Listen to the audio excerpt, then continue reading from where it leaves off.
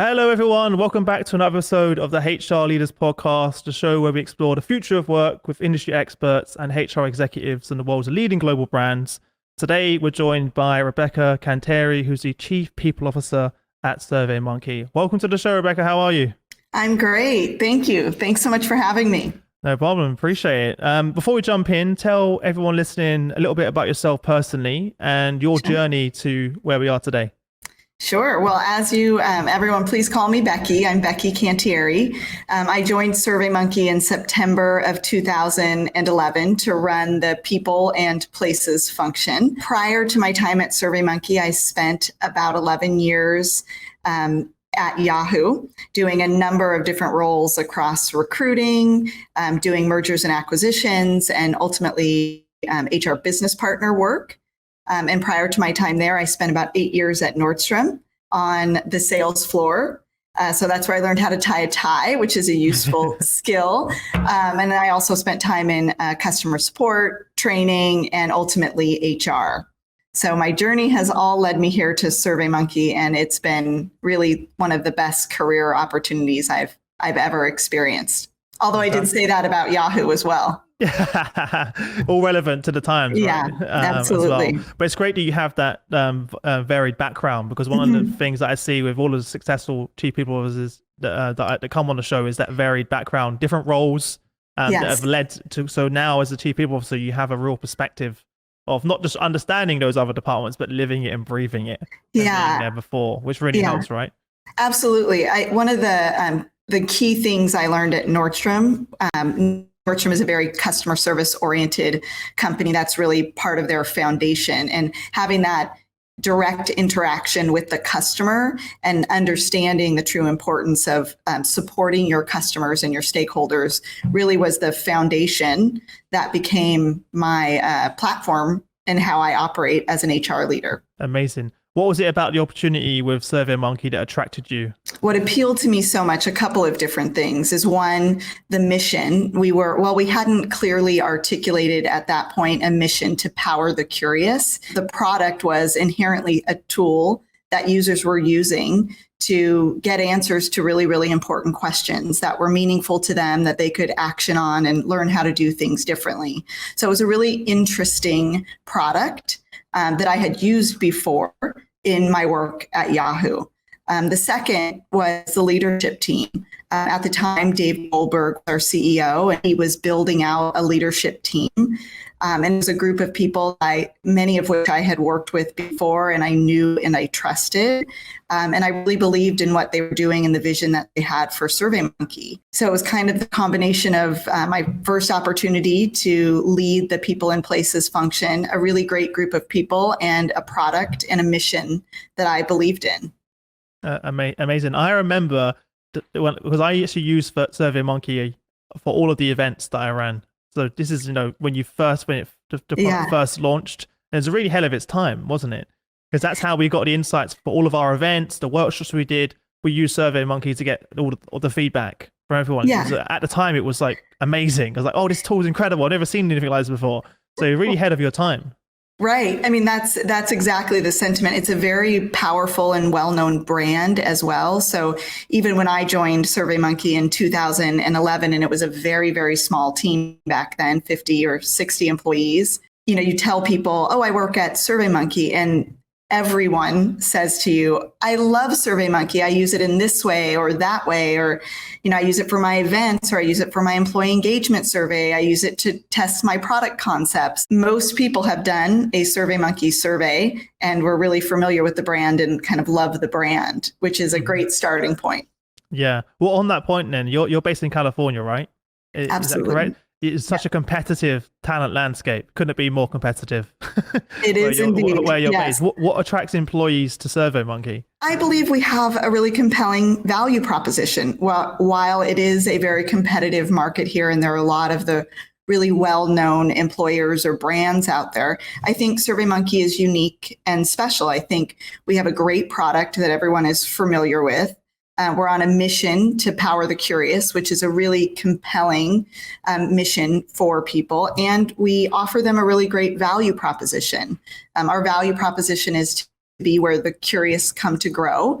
And while that is a tagline underneath that, it's really about being able to have a great impact, being able to belong and be yourself at work, being able to learn and grow in your career, and ultimately have one of the best career opportunities of your life, while being part of a special culture, a special team, and a company and a business that's trying to do really amazing things.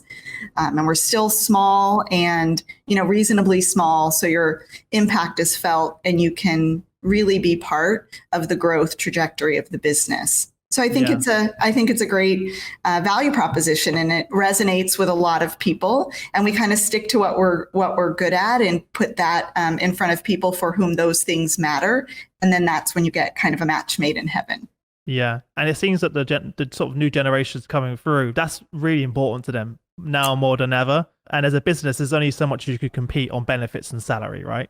Right. I mean, those are important, and they, employees value them. They're kind of table stakes in this valley. So you do have to offer compelling benefits. Sure. But I mean, more and more we see what's important to our candidates is that ability to have an impact. Somewhere that they can learn and grow, and they want to be part of an organization that stands for things that are important to them, whether that be community, diversity and inclusion, using your technology for good outside of the walls of your organization. So they have high expectations that you have to meet, and it's not about some of those flashier things like laundry slides, ping pong tables anymore. Those days are just gone. They have their hierarchy of needs is a little different these days. Yeah. In terms of the benefits, then, what is your benefit strategy to go along with that? Yeah. So, a little bit to the point that we said earlier is we've got, medical, dental, vision, all of those really important foundational benefits. They're key to employees being able to balance and integrate their life and their work every day. And we want to do a great job. We want to be really competitive in those areas, but we also try to take it a little step further and really understand their needs every year. So for example, every year as we go into our open enrollment planning period, we do a company-wide survey and we ask for their I'm sure feedback. You're pretty good at the surveys then. I would say at this point, we're getting pretty good at it. Yeah. And believe in the power of it is probably the right thing to say. So we do a survey every year and we ask them, how's it going? What do you like? What's meeting your needs? What's not meeting your needs? What can we do better and different? And we really use the insights from those surveys every single year to make decisions about how we spend limited resources against benefits. And, again, what we're finding more and more is we've got this basic set of needs that need to be met, but they're asking us really, really insightful questions about, how are we going to be impactful outside of our walls? So one great example is a few years back in our open enrollment survey, we were kind of 5 stars across satisfaction across all of our offerings. But when we got to the open-ended questions, there were some questions in there about our janitorial services team and if they had benefits on par with ours. And that led us down this journey of vendor benefits program where we were setting standards and working with our third-party vendors and contractors to help them bring their standard of benefits for those individuals on site at SurveyMonkey closer to what we were offering our own employees. So that year in particular, we did not invest incremental dollars in benefits for our employees, but we invested those dollars for our vendors who were on site here and really broadening who we were impacting with our offerings. And those are, while that's an example of the kind of innovative work we're trying to lead here and to do differently at SurveyMonkey, the spirit of that is, what we're hoping to continue to achieve and a place where we're hoping to innovate more and more in the future. And from a technology standpoint, how are you using other technology in the business, in HR and people operations? How are you leveraging it? Because it seems like every day there's a new shiny object. There's a new tool that appears. Yes. And as we spoke about before the show, the HR landscape has dramatically changed over the last 5 to 10 years. I'm wondering how you're using it to help you in the team. Yeah, well, HR in technology period is really core to how we operate and how we're able to scale. So we use technologies ranging from products like Workday, which everyone is familiar with, and an applicant tracking system. We, like I said, use Engage and the core SurveyMonkey platform. We also use other interesting technologies like Textio, who help in the diversity and inclusion space and helping us ensure our job descriptions and things like that are free of bias and really represent our opportunities and our culture and our organization in a way that makes sense as we go to market looking to hire talent on the team. Mm-hmm. So we use a broad cross section of technologies, and we're always evaluating the use of technologies to ensure we can be data driven, and we're really leveraging data and insights to help us make really great decisions as a people team and in support of the needs of our business. Yeah. Personally, how have you kept up to date with all of these changes over your career, right? There's a lot to learn. It's like never ending. I'm just wondering personally, how do you carve out time during every week or month that you spend, to take time to see what's out there? What works best for you? Yeah. So, I mean, one of the core characteristics of people at SurveyMonkey, and this certainly isn't different from me, is everyone is curious. So I am infinitely curious about the practitioner of HR and what other great HR leaders are doing. So some of it I do through networking, some of it I do through just general investigation. I do get a lot of interesting inbounds where people want to show me or get some input on technology that they're building. So yeah, you have to give it some time, and you have to be interested and curious and learning what's going on out there and what other really smart people who I admire are doing in the space as well. And then I do have a great team who also surfaces interesting products to me as well as part of their ongoing strategy and development of their roadmaps within the HR team. Great. So it's almost part of the culture, right? In the business. Yeah. Curiosity is part of our DNA here at SurveyMonkey. So in whatever function or role that you're in, being inquisitive and constantly learning is really important. Yeah. I know you mentioned it a second ago, diversity and inclusion is very important to you and the team. What are your core goals for diversity and inclusion this year or moving forward? Yeah, I mean, we've done a couple of important things this year. For the first time, we've clearly articulated our goals around diversity and the composition of our workplace and what we would like that to be both in 1 year and 5 years.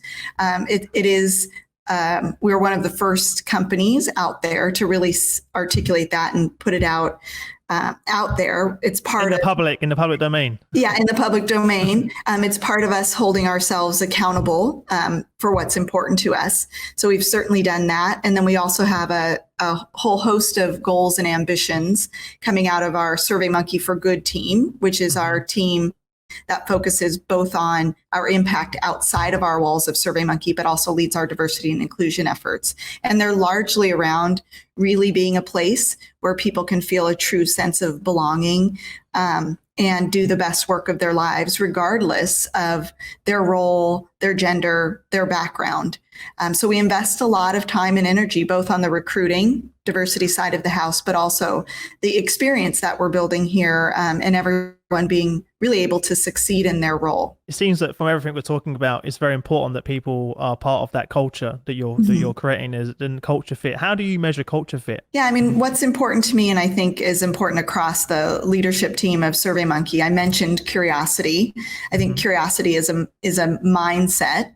And that's really important. We look for curiosity in people. How do you look for that? What does that look like? Is it a set of questions, or is it because for me, that's always been one of the biggest challenges. I'm asking that almost personally, selfishly, as starting this business. I'm always looking for similar. Me, Shane, the team here, we're all similar to what you're describing. And it's really hard to identify that, I find personally. So any tips and tricks you can provide, I would be very appreciative. Yeah, I mean, the way that I do it personally is really through the conversation that I have with candidates and understanding their background and their journey and what has led them from one thing to the next, what they're reading and why they're reading that, what they're doing and what they're, they will demonstrate to you that their process includes this inquiry phase, and then leads them down the journey of investigating in the hope of finding an answer, answering some sort of question. But people inherently demonstrate it to you when you give them the opportunity to say what inspires them. And like I said, the process that they take to seek the answers to the questions, or to solve problems, really. Yeah. So there's no silver bullet then. No, there's not. And most solutions or most problems start with a question of sorts. And then that question leads them down a journey of, what are we inherently trying to solve and how do we do it? Yeah. During your time at SurveyMonkey, what sort of those moments that stand out to you that you're most proud of? Yeah. The vendor benefits that we talked about a little bit ago was definitely one of those standout programs, and one where we're really, really proud of the outcome and how impactful that was, not only on our own employees, but also on the lives of the individuals that benefited from it. So that's definitely one. Another one is we reimagined our annual evaluation process. So like many organizations, we had this kind of standard end of year, do your own assessment of yourself, get some peer feedback. And this leads to a conversation at the end of the year with your manager about your role and your impact and what you've done over the course of the year. And, again, through surveys, we really learned it just wasn't meeting the needs of employees. They weren't getting enough real-time feedback. It was this really long retrospective, and they weren't getting enough value out of it. It wasn't necessarily contributing to their growth and development. So we worked with the Neuro Leadership Institute they're amazing, to really reimagine that entire process here at SurveyMonkey. And it started really with some key foundational elements like growth mindset, and that being critical to being able to exchange feedback in a way that was productive and really helped employees grow, and just put us in the mindset that like everyone can learn and grow over time. And then with that, in a team of SurveyMonkey leaders, we really reimagine that whole process. And now we do something that we refer to as GIGS. Growth, impact, and goals is what GIGS stand for. And they're quarterly conversations that are led by employees that are very, very focused on what their impact was this quarter, really being self-aware and understanding how I may have been more impactful this quarter, what my growth and development goals are for this upcoming quarter, and the impact that I intend to have on this quarter. Those quarterly conversations happen, and we also integrate real-time feedback and the use of SurveyMonkey product to collect feedback from peers through that process as we finish projects or come off some important deliverables as well. And that's been really, really transformative at SurveyMonkey. It's amazing the feedback that we get now, how all of this feedback and this process is really critical to employees growing and developing in their careers. And it's on a cadence and with a frequency that they find significantly more valuable, and we find to be helping drive business outcomes differently as well. So it's kind of a win-win both for the employee and for SurveyMonkey. And I love that example because it demonstrates let's throw out the old and let's start from a research perspective and what's important and what's going on behind the scenes when we design this new program going forward. And let's think about what we're really trying to achieve and for whom, and then let's redesign. Let's not just optimize old practices. Let's start with a blank slate. So I'm really proud of the work that the team did there in that category. I think it's been really impactful. Love it. And I love the way you've reframed it and also created a brand around it as well, which is very important because a lot of times you could do these things, but you need to get people excited about it at the same time as well. And the fact you've got the acronym, which everyone's going to remember to do it. And at the same time, in a world now where the whole once a year is just almost seems ridiculous, considering the speed of business and how fast things are changing and we're being disrupted. To say that we're only going to assess this once a year is almost crazy. Exactly. As well. And let's be honest, those goals and challenges change on a weekly, sometimes weekly, daily basis. So you need a model where you can kind of adapt and assess and then pivot. What was the feedback from the managers, and what kind of training did you give them to prepare? Yeah, the feedback of the managers going into the process was very similar to employees, and reflective of the experience that you're talking about that you had and how onerous the process was. So all of that feedback went into the design stage. And then they were participants in redesigning it. So there was buy-in and excitement and enthusiasm when we did launch. And then we went through, an 18-month journey of training and building, for lack of a better word, kind of muscle and skill in this area.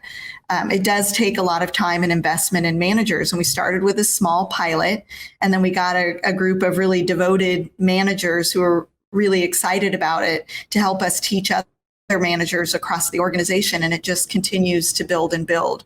Our executive team has role played it really well, and spoken on stage at our all hands or our troop town halls, where Xander, for example, our CEO, Xander and I will talk about the gig that we had, or Xander will talk about the gig conversation that he had with another one of his direct reports. And without, revealing too much, he's modeling for the rest of the organization and how he derives value from these conversations, and then the impact that it's had on the employee. And we try to be open and transparent in the spirit of teaching and learning for the rest of the organization. Yeah. I know going quite deep in this topic, but I'm really excited about it. And I think a lot of people listening could definitely benefit. And looking back, is anything you would have done differently for people listening that are perhaps on a similar journey or considering going through this? I think we were very, very cautious to understand that we were taking away a process that people knew, and were familiar with. So like I said, we did it over an 18-month journey, and initially with a pilot group. And after the pilot group, we had great demand. So I think maybe we could have moved a little bit more quickly, and iterated more dynamically as we were learning and growing. So speed and on the rollout plan is maybe something that we would have done differently. But again, I believe you couldn't have known that. You couldn't have known that during the time, right? And it makes sense. It's a big shift. So you need to get it right, because you can go. I've seen companies do it really bad, disastrous. So right. So that's probably one of the things that I would have done differently, is just the speed and timing. But I think the work with the Neuro Leadership Institute was really important. Getting a core group of leaders and managers involved who became, our biggest advocates around the organization, and leveraging managers to teach as well, I think were really important in helping it stick. And then it's a matter of it's repetition and really it becoming the way that the organization operates. And you have to remember, you're onboarding new people, and you have to onboard new people into this. We acquired 2 organizations last year. So it was important to bring them on board and take them on our journey and get them integrated into these practices as well. So it's forever and ongoing. Yeah, it's not like a yearly project, right? It's just an ongoing thing. I think that's an important thing for people to understand, because a lot of people I speak to, they kind of create this yearly plan, or no, it's just never ending. Right. Because it's the execution and embedding it to as part and parcel of the culture. Right. Only then will it truly make sense and add value to the business. Yeah, absolutely. Well. Yeah. What's sort of top of mind for you at the moment, on a day-to-day basis, kind of what's front of mind always? I'm just wondering, because a lot of the questions I always get from the audience is, what does a typical day look like for a CHRO or Chief People Officer? What are they thinking about, Chris? I get that question all the time. So I'm wondering for you, what's always front of mind? Yeah. So I would say there's probably not a real typical day. There never is. That's a good feedback for everyone listening, though. Right. So don't expect that there's a real typical day, and every day can be a little bit different. I think the 2 things that I spend the most time thinking about is, how can we support the business in achieving our objectives. And that will translate to talent related goals and hiring related goals. It will translate to talent management, leadership development related goals, but we are a partner in helping this organization succeed and achieve its business goals. So we spend a lot of time thinking about that and how we can best be in service of that. Mm-hmm. We, like many other companies, are continuing to scale and grow, and being able to scale our processes, our practices, our technologies, and our tools is something that totally keeps me up at night, because what worked at 1,000 people does not work at 1,250 people. So you have to continue to look forward and plan for the next milestone in terms of size and scale. Yeah. And you really have to get ahead of it, because it's amazing how processes break, technologies stop supporting the needs of the business.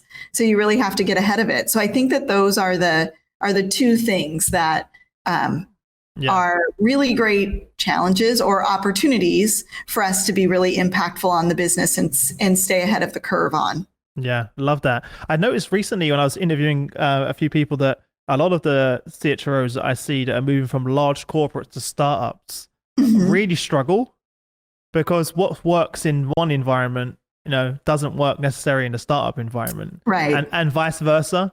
So I'm speaking with people that, 20, 30 years experience in, 100,000 plus organizations that then, give me a call and say, Chris, I've just joined a startup with 2,000 employees. I'm really struggling. Yeah. Because the landscape's so different. The frameworks, the tools, the processes, completely different. Right. As well. Have you experienced that from speaking with your peers as well? Yeah, I mean, I definitely think so. Maybe a little bit in the reverse, having been in, at SurveyMonkey at 60 employees, and how do you scale it? But I'm empathetic to that experience. When I joined SurveyMonkey, I quickly learned, coming from a bigger organization, Yahoo was about 14,000 employees.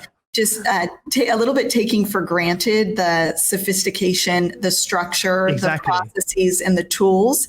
And you really have to reorient yourself to, okay, this is a hierarchy of needs. Most startups in the beginning are really, really focused on hiring. So your first order of business is setting up a recruiting function and recruiting capabilities that can scale to meet the needs of the business. And then you find yourself moving on to things like onboarding and getting everyone up and running and productive in service of the roles that they're in. And then you move on to needing to build more sophisticated compensation structures, maybe enabling learning and development. And if you try to boil the ocean at the beginning and set up the structure that you had when you left a large organization, I imagine you'd be pretty overwhelmed. So it's this exercise of prioritizing based on the needs of the organization that I really think can help people get into the mindset of, I can't do everything right now. Some things are more important right now than others. And let's get that set up. And then you move on to the next lily pad of sorts in terms of things that you need to focus on. Yeah, love that advice. I really love that advice, because that's kind of where I see everyone struggle. They come in and try to do everything at once. Right. And they don't have the support, the resources that you have in a larger, well-established, been there for decades as well. And I think that's where I see people really struggling. But it makes sense. Everyone that I speak to in the startup, it's that talent pipeline, it's the hiring, which is the priority, right? Because they want they need that growth. And we all aspire to have best practices across all functions of HR. But in startup life, it's really the speed and agility to understand what the business needs at that moment. And you'll get to reimagining your gigs or reimagining those things a little later. I mean, for me, that was 7 years into my journey at SurveyMonkey when we embarked on that. And we had a lot of other stuff that was more important. We had to hire people, we had to get them paid and get them onboarded and make them productive before we could get to some of the higher order things that is really, really fun work to do, but has a place in time based on the needs of the business. Yeah, love that. I'm conscious of time, but before we wrap up, for all of the leaders, for our show, a lot of aspiring CHROs, chief people officers listen to this show. What advice would you give to them, looking back on all the years of your experience, both personally and professionally. Yeah. Because I think we always talk about the business, but what I realize is, no one really talks about behind the scenes, right? It's not easy. Yeah. It's not easy as well. So if you could talk about that, it'd be really helpful.